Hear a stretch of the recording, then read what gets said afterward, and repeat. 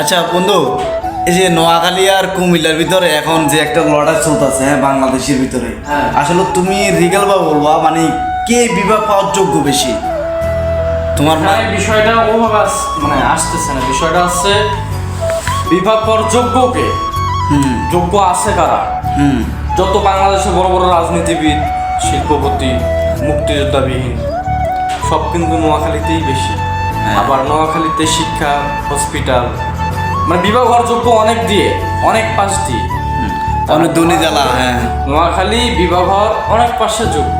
আমি সেক্ষেত্রে বলবো কি, এই যে কুমিল্লারে যে বলতেছে মানে নোয়াখালী বিভাগ পাওয়ার যোগ্য না, এগুলা মানে ওরা যে এগুলো বলে, তো ওদের কি আছে?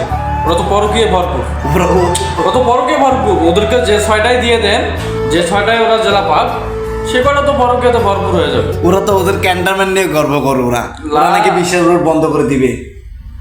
বিশ্ব রোড বন্ধ করে দেবে?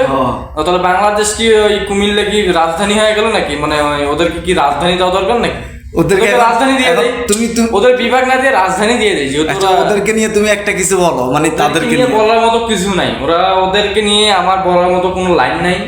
ওরা পরকীয় ভরপুর, ওদের মাঝে অনেক ঝামেলা, অনেক ট্রাবল আছে। মাথার মধ্যে গু, মাঝে মাঝে তো ওটা তো আছেই। ওটা নিয়ে তো আর তাদেরকে ইনসাল্ট করে কোনো কথা বলার আমার প্রশ্ন নাই। হ্যাঁ,